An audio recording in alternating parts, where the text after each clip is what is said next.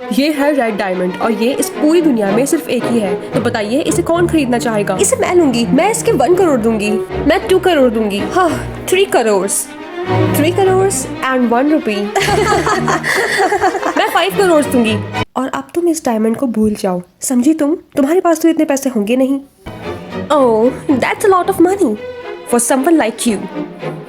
50 करोड़। ये red diamond खुशी को मिलेगा।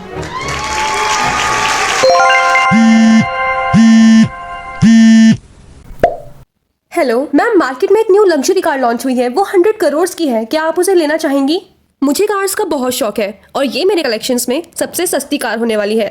तुम उसे मेरे पैलेस में ले आओ। मैम आपको यहाँ आकर कुछ फॉर्मेलिटीज पूरी करनी होगी, तभी आपको वो कार मिल पाएगी। ठीक है मैं आ रही हूँ। ड्राइवर तुम क्या कर रहे हो? सामने से ट्रक आ रहा है। हाँ ये कौन सी जगह है? यहाँ लोग मरने के बाद आते हैं। इसका मतलब उस एक्सीडेंट में मेरी जान चली गई थी। हाँ वहां तो एक ऑफिस है, जाकर देखती हूँ। एक्सक्यूज मी, किस वजह से आपकी जान गई? Car accident. आपका नाम? खुशी। ओह नो, आपकी डेथ तो गलत टाइम पर हो गई है। हमने आपको टाइम से पहले ही ऊपर बुला लिया। तो फिर आप मुझे वापस भेज दीजिए। तुम यहीं रुको, मैं अपने बॉस से बात करके आती हूँ।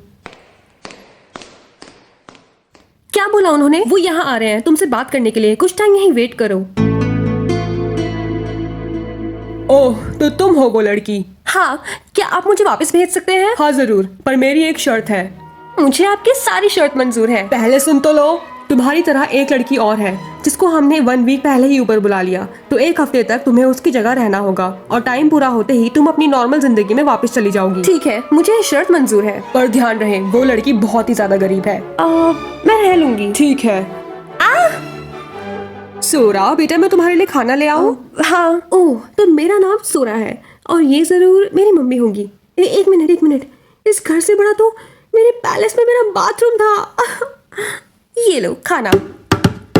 बस इतना सा? हाँ, वो पैसे खत्म हो गए हैं तो खाना कम ही मिलेगा। ये खाना खाने के लिए लाई है या फिर सूंघने के लिए? ये लो, ये घर के बर्तन है, इसको शॉप पर बेच आओ और उन पैसों से हम डिनर करेंगे। ये तो काफी भारी है। और हाँ, साइकिल तुम्हारा भाई लेकर जा रखा है तो इसलिए तुम्हें पैदल जाना होगा। और शॉप कितनी दूर है? ज्यादा नहीं, बस 8 किलोमीटर। वैसे ये शर्ट कुछ अच्छी नहीं लग रही है, मैं दूसरे कपड़े पहन के आती हूँ। मेरे कपड़े कहाँ रखे हैं? अरे 2 ही तो शर्ट है तेरे पास, दूसरी मैंने धुलने डाली हुई है। अब जा जल्दी। क्या मेरे पास सिर्फ 2 कपड़े हैं? पता नहीं मैं यहाँ 1 हफ्ता कैसे रह पाऊंगी। ये लो पैसे और जल्दी एसी ऑन करो। आते टाइम सर पर चोट लगी क्या तेरे? यहाँ पंखा तो है नहीं, तो एसी का तेरे को सेंटा क्लॉज देकर गया। काम डाउन, बस 1 हफ्ता और। तो सब खाना खा लो। अरे पापा, आपके हाथ में चोट कैसे लग गई? बेटा वो काम करते टाइम थोड़ी चोट लग गई थी। चलिए मैं आपको खाना खिला देती हूँ। ये फैमिली कितनी अच्छी है और मेरे पैलेस पर तो हमने कभी एक साथ खाना ही नहीं खाया और ना ही कोई एक दूसरे को इतना टाइम देता है। और हाँ, जब तुम कह रही थी कि मेरे पास सिर्फ 2 ही शर्ट है तो मैंने तुम्हारी बात सुन ली थी, इसलिए मैं आज अपनी प्यारी सी बेटी के लिए 4 शर्ट लेकर आया हूँ। क्या 4? पर आपके पास इतने पैसे कहाँ से आए? पैसों की चिंता तुम मत किया करो, मैं बस तुम सबको खुश देखना चाहता हूँ। कुछ दिनों बाद। ये तो वही बॉस है जिन्होंने मुझे यहाँ भेजा था।